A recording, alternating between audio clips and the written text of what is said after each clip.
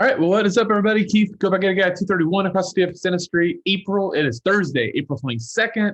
Here to break down the 6-game NBA slate and the starting five. Look, right now, it is about 3:15 as I'm recording this. I've been holding out for like an extra 10 minutes. I'm like, I bet you all this Detroit news is going to break. I was going to get on here if it hadn't and just say, look, I'm expecting Plumlee and Grant out at least. And not only do we have those two, Corey Joseph out, Wayne Ellington out, so Detroit is going to have that skeleton crew, which they have had a couple times now lately since they've gone to the tank mode. Those guys played on the front end, so it was obviously that they were going to sit on the back. So it does open up a couple cool values, as you can see here. Just a quick reminder before I get into the picks, like, subscribe, comment to the channel. Saw that Chris posted prize picks today. That's going to be a new video series coming out.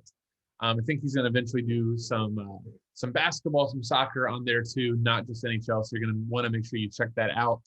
All right, let's go into the picks. Top pick, Killian Hayes. He is on the cover of this article. Zach and I have been playing Killian Hayes a ton since he's come back from injury.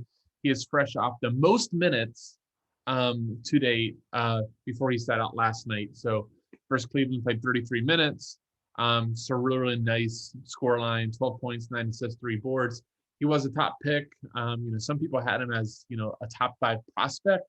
So at 4,200, if we're going to get, 30 plus minutes of him here, I just love the upside and just the way that's going to fit into your builds. To have 4,200 for a guy that could drop 30 points, I think is really, really big. So really like Killian Hayes, despite a tough matchup for DeJounte Murray. I think he's going to be able to do enough to get it done. Isaiah Stewart is the other Piston that we're going to want to target. Look, I've talked myself out of him despite putting him in the video before because of center value. I'm curious if tonight at 5,800, because he's not really a value, if people are going to talk themselves off of him too. In 3 starts without Plumlee, 50.75, 41, 50.5. Isaiah Stewart is a walking double-double.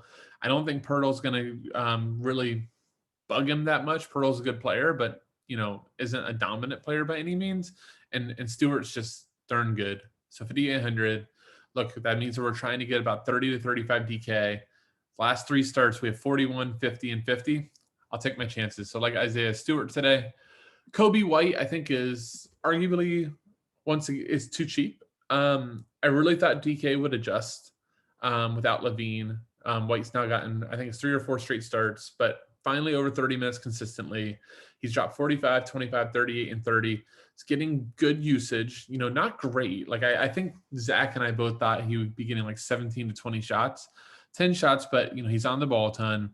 And it's just, COBY White's a good player. It wasn't that long ago. It was a month and a half ago that we were at like 6,700, 7,000. So to get 5,500 and a really nice matchup versus Charlotte, where he and Vooch are going to run the show for the Bulls, I like it a lot. So COBY White, 5,500.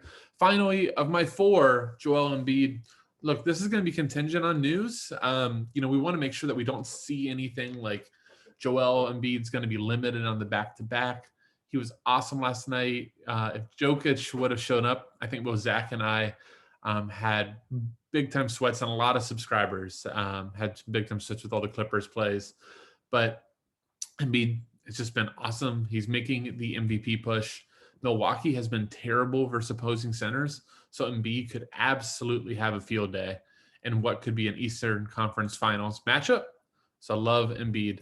I think from here, and why I'm not putting any more plays in here, it's just really going to depend on the news. I think Rozier is interesting at 8,400. I do like Tatum, especially without Jay Crowder playing, one less person to bug him. But it's just tough. The positional eligibility makes it tough. I have like a lot of point guards, but I think that White and Hayes are 2 of the better values. So it's really going to depend on, how you construct your lineups. If there's no Giannis, I think you're going to play at least one of Holiday or Middleton, and that'll, kind of decide your builds. But just pay attention to news. It's that time of year of the NBA. So, you see a ton of tweets out there. Anybody that makes lineups before 6:45 is a loser or something like that, right? But it just feels that way because, you think you have one thing and all the news changes. You have to be able to adapt. If you're not going to be able to, you're going to lose money in the NBA. So just be ready, be on your toes. Don't get tied to guys.